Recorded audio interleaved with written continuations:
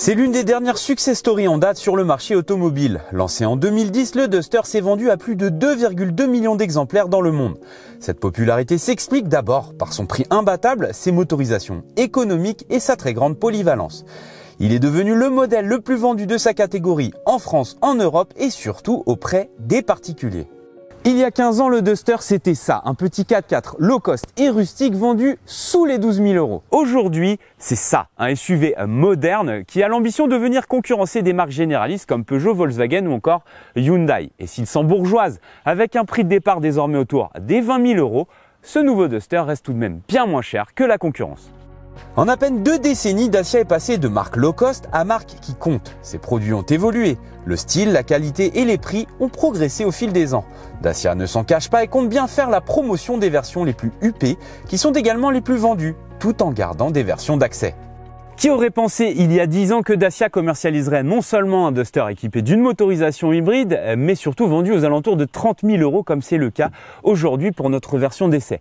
Personne, parce que c'était pas le business model du constructeur. Le constructeur monte en gamme, mais il monte en gamme bien dans un environnement un peu compliqué avec l'inflation des prix des matières premières, de la fiscalité, mais aussi des coûts de l'énergie. Donc les prix augmentent par rapport à la génération actuelle d'environ 2003 à 2500 euros. Et bien malgré tout, ce Duster reste bien moins cher que ses nouveaux concurrents directs que sont désormais le Peugeot 2008, le Volkswagen T-Roc ou encore le Kia Niro hybride. Pour aller chercher ses nouveaux clients, Dacia a soigné le design de son SUV. Fini les courbes et les rondeurs, place à un style carré et plus anguleux. La partie avant se distingue par une grille verticale qui s'étend entre les phares, mettant en valeur le nouveau logo et souligné par une signature lumineuse en forme de Y, une forme reprise pour le dessin des feux arrière.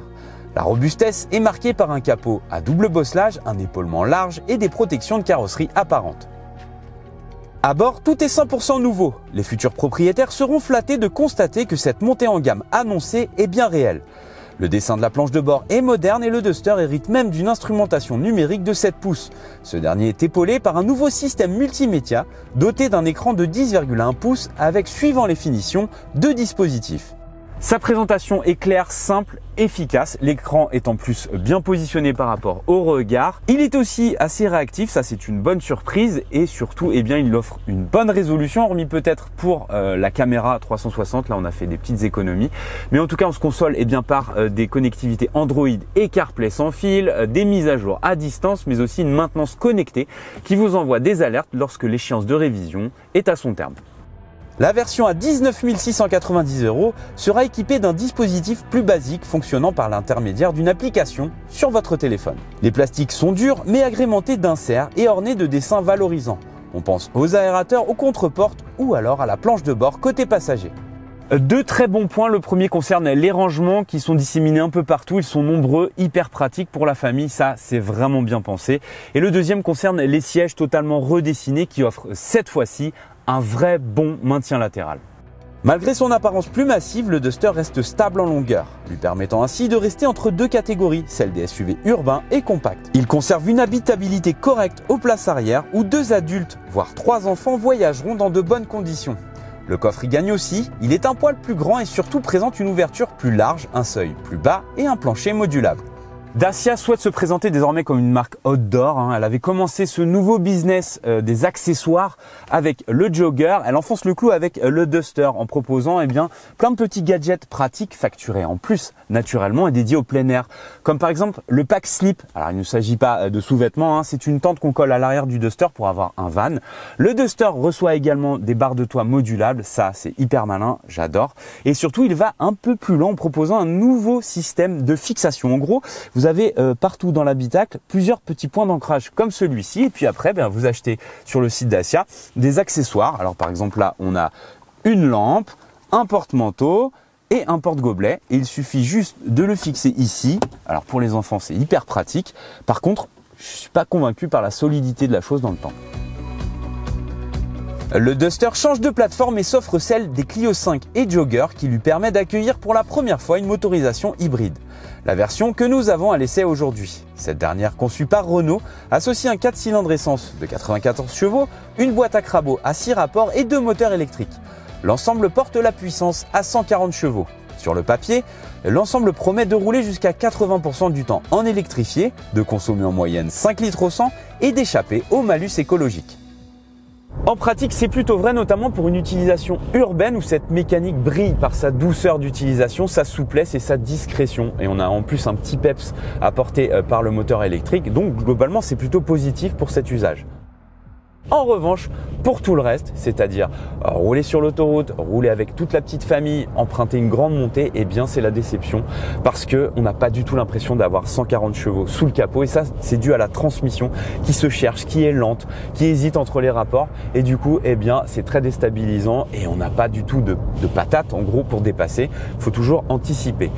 On se console en tout cas avec des consommations qui restent raisonnables, d'environ 6 litres 2 relevés aujourd'hui sur notre parcours. Mais nous, on vous conseillera de jeter un œil sur les deux autres motorisations proposées, notamment le GPL qui s'avérera largement plus économique.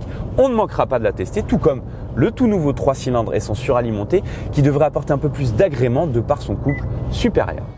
Ces deux motorisations sont censées contenter les clients mécontents de la disparition du diesel, car en France, le diesel c'est bel et bien fini pour le Duster. Le Maghreb et plusieurs autres pays auront quant à eux droit au bon vieux DCI. En essence, le SUV reçoit pour la première fois le 1 litre de TCE de 130 chevaux, un 3 cylindres à hybridation légère disponible en 2 et 4 roues motrices.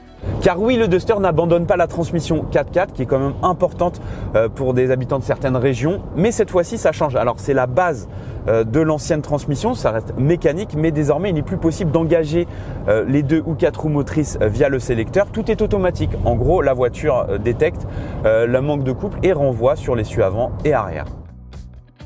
En matière de comportement, on note de réels progrès par rapport à la précédente génération. Ça n'a plus rien à voir, notamment en matière de confort, c'est bien mieux amorti, bien mieux insonorisé et ça vous le remarquerez sur les grands axes comme sur l'autoroute. C'est très agréable à conduire. On aime aussi le gabarit qui est toujours compact et puis les suspensions qui font bien leur job, notamment avec un anti-roulis qui a été travaillé. Du coup, ça fournit un meilleur maintien dans les virages. On n'a plus l'impression de se vautrer directement. Alors certes, ça n'en fait pas une voiture de sport, mais on voit que Renault, enfin plutôt Dacia, est allé au bout de ce qu'il pouvait faire avec les moyens du bord et c'est très réussi pour le coup. Le seul petit point noir concerne la direction qui manque un peu de précision et de consistance, c'est dommage, mais globalement qu'il soit en ville, sur route ou sur autoroute, eh bien ce Duster conserve un très bon niveau de polyvalence, une sécurité accrue et toujours un très bon niveau de confort. L'arrivée de cette nouvelle plateforme permet au Duster d'intégrer de nouvelles aides à la conduite et de se mettre en conformité avec la loi. Pour faciliter la vie de ses clients, pas forcément friands de ces aides intrusives, Dacia y associe un bouton appelé My Safety qui permet un accès rapide à la configuration de vos aides à la conduite préférées. Le nouveau Duster s'adapte à son époque avec brio. Le SUV de Dacia a fait grimper d'une marche sa présentation, sa qualité, en même temps que ses tarifs, tout en restant moins cher que la concurrence. Alors certes, les propriétaires de la première heure seront un peu déçus de voir grimper les tarifs, mais ils se réjouiront quand ils rentreront à l'intérieur et qu'ils constateront les progrès enregistrés en matière de présentation, de qualité et surtout de comportement routier qui est désormais au niveau des marques généralistes. Ce nouveau Duster, c'est à la fois un objet de conquête et de fidélisation qui devrait assurément rencontrer le même destin que ses devanciers.